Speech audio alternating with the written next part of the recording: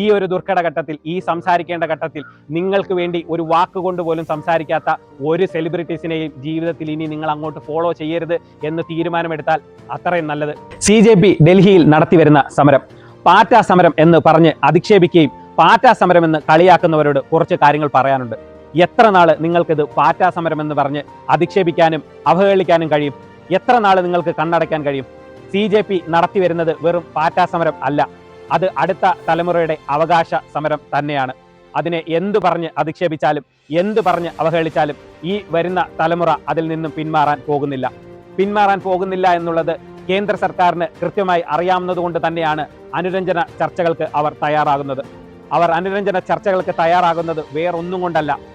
ആദ്യം അവർ കരുതി ഇത് ഒരു ജോലിയും കൂലിയും ഇല്ലാത്ത കുറച്ച് പാറ്റകളുടെ സമരമാണ് എന്നുള്ളത്. പക്ഷേ അവിടെ വന്നവരാരും ഒരു ജോലി ഇല്ലാത്തവരല്ല.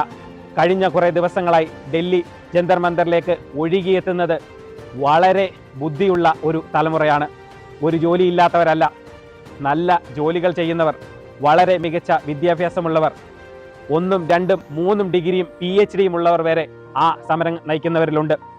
അതിനെ ഒരു പാറ്റ സമരമായി എത്ര നാൾ നിങ്ങൾക്ക് തള്ളിക്കളയാൻ കഴിയും? വെറും പാറ്റകളുടെ സമരമെന്നും വിദേശ ഫണ്ടിംഗ് എന്നും വിദേശ ചാരന്മാരെന്നും പറഞ്ഞ് അധിക്ഷേപിക്കുന്നവർ ഓർക്കേണ്ട ഒരു കാര്യമുണ്ട്. എന്തിനു വേണ്ടിയാണ് ഈ സമരം? എന്തിനു വേണ്ടിയാണ് CJP ജന്തർ മന്ദിറിൽ സമരം ചെയ്യുന്നത്, നിരാഹാരം കടക്കുന്നത് എന്തിനു വേണ്ടിയാണ് എന്ന് നിങ്ങളൊന്ന് ആലോചിച്ച് നോക്കുക.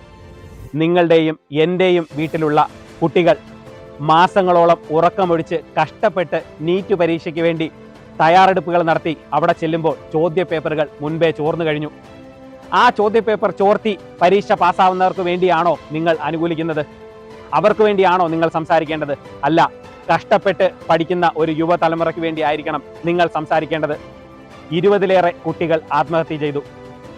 അവരുടെ വിഷമം, അവരുടെ കുടുംബത്തിന്റെ വിഷമം നിങ്ങൾ മനസ്സിലാക്കണം. ആ വിഷമം നിങ്ങൾക്ക് മനസ്സിലാവണമെന്നുണ്ടെങ്കിൽ നിങ്ങളുടെയോ എൻ്റെയോ മകളോ മകനോ അനിയനോ അനിയത്തിയോ നഷ്ടപ്പെടുമ്പോൾ മാത്രമേ ആ വിഷമം നിങ്ങൾക്ക് മനസ്സിലാവത്തുള്ളൂ. CJP നടത്തുന്ന സമരത്തിൽ എത്തിച്ചേർന്ന എത്ര മാതാപിതാക്കളുണ്ട്?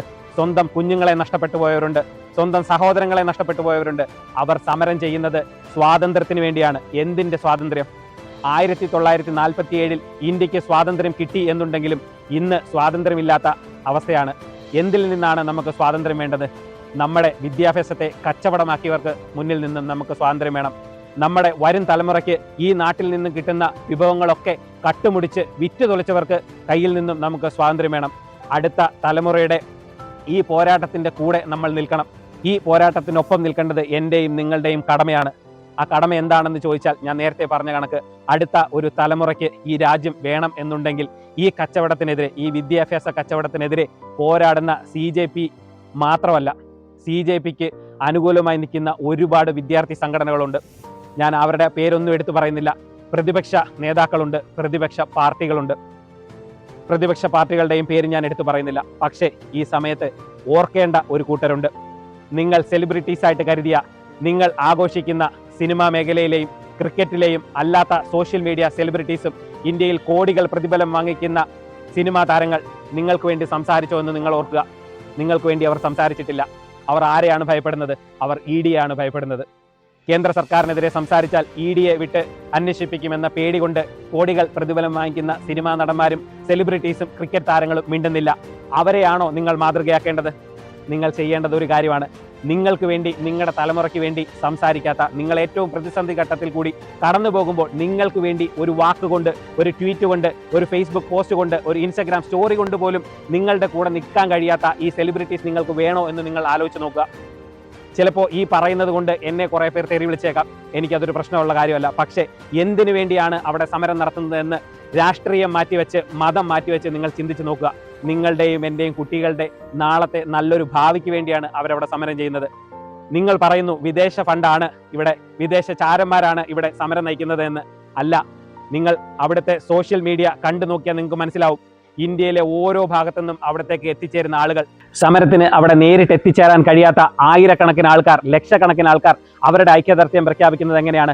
ഫേസ്ബുക്ക് പോസ്റ്റുകളിലൂടെയും ഇൻസ്റ്റാഗ്രാം പോസ്റ്റുകളിലൂടെയും സ്റ്റോറികളിലൂടെയും ട്വീറ്റുകളുടെയും മാത്രമല്ല. അവിടെ ഓരോ എത്തുന്ന ഭക്ഷണ പൊതികൾ സ്വിഗ്ഗി, സൊമാറ്റോ, മറ്റ് ഓൺലൈൻ പ്ലാറ്റ്ഫോമുകളിലും ഹോട്ടലുകളിലും വിളിച്ചും ഓർഡർ ചെയ്തും ആ സമര പന്തലിലേക്ക് അല്ലെങ്കിൽ സമരത്തിനടുത്ത് ചെന്ന് ആ സമരം ചെയ്യുന്ന ആർക്കെങ്കിലും ഈ ഭക്ഷണ പൊതി കൊടുക്കണമെന്ന് പറഞ്ഞ് ഓർഡർ ചെയ്യുന്ന ആയിരക്കണക്കിന് ഓർഡറുകളാണ് അവിടെ ദിവസവും വരുന്നത്. നിങ്ങളെടുത്ത് നോക്കുക, ഒരു മുഖ്യധാര മാധ്യമങ്ങളും ഇത് റിപ്പോർട്ട് ചെയ്യുന്നില്ലായിരുന്നു ഇന്നലെ വരെ. ഇന്നലെ രാഹുൽ ഗാന്ധിയെ അറസ്റ്റ് ചെയ്തപ്പോൾ മാത്രമാണ് പല മുഖ്യധാര മാധ്യമങ്ങളും ഇത് റിപ്പോർട്ട് ചെയ്ത് തുടങ്ങിയത്. ഡൽഹിയിൽ ജന്തർ മന്ദറിൽ നടക്കുന്ന CJPയുടെ സമരത്തിന് ഐക്യദാർഢ്യം പ്രഖ്യാപിച്ചുകൊണ്ട് എല്ലാ പാർട്ടിക്കാരും ഉണ്ട്. അതിൽ കോൺഗ്രസ്സുകാരും ഉണ്ട്, കമ്മ്യൂണിസ്റ്റുകാരും ഉണ്ട്, എന്തിന് BJPക്കാർ വരെ അവിടെ ജന്തർ മന്ദറിൽ എത്തിയിട്ടുണ്ട്. അവർക്ക് അവരുടെ പാർട്ടി ചിലപ്പോൾ പറയാൻ പേടിയായിരിക്കും. പക്ഷേ എന്തിനു വേണ്ടിയാണ് അവർ സമരം ചെയ്യുന്നതെന്ന് നിങ്ങൾ മനസ്സിലാക്കിയാൽ, അവർക്ക് എന്തിന് ഐക്യദാർഢ്യം കൊടുക്കുന്നത് എന്ന് നിങ്ങൾ മനസ്സിലാക്കിയാൽ മാത്രം മതി. നാളെയുടെ ഒരു തലമുറയ്ക്ക്, നമ്മളുടെ അനിയന്മാർക്ക്, അനിയത്തിമാർക്ക്, എൻ്റെ കുഞ്ഞുങ്ങൾക്ക്, നിങ്ങളുടെ കുഞ്ഞുങ്ങൾക്ക് ഇന്ത്യയിൽ, നമ്മുടെ രാജ്യത്ത്, ഇന്ത്യ എൻ്റെ രാജ്യമാണ് എന്ന് പഠിച്ച നമ്മളുടെ രാജ്യത്ത് അവർക്കൊരു വിദ്യാഭ്യാസം വേണം, അവർക്കൊരു ജീവിതം വേണം. ആ ജീവിതത്തിന് വേണ്ടിയാണ് ഈ പാർട്ടികൾ സമരം ചെയ്യുന്നത്. അവർക്ക് ഐക്യദാർഢ്യം നൽകിയില്ല എന്നുണ്ടെങ്കിൽ നമ്മൾ ആർക്കാണ് ഐക്യദാർഢ്യം നൽകുന്നത്? പാർട്ടി, മതം, ജാതി ഒക്കെ മാറ്റിവെച്ച് CJPക്ക് നമ്മൾ സപ്പോർട്ട് കൊടുക്കണം. വിദേശ ഫണ്ടിങ് എന്നും വിദേശ ചാരന്മാരും എന്നൊക്കെ പറഞ്ഞ് പിന്തിരിപ്പിക്കാൻ ഒരുപാട് പേരുണ്ടാവും. ഇതിൻ്റെയൊക്കെ അപ്പുറത്തെ കള്ളന്മാരിരുന്ന് ഇന്ത്യ ഭരിക്കുമ്പോൾ നമ്മുടെ നന്മയ്ക്ക് വേണ്ടി സംസാരിക്കുന്ന ഈ പാറ്റകളെ മറന്നു പോകരുത്. ഞാൻ നേരത്തെ പറഞ്ഞ ഒരു കാര്യം കൂടെ ഞാൻ ഓർമ്മിപ്പിക്കുന്നു.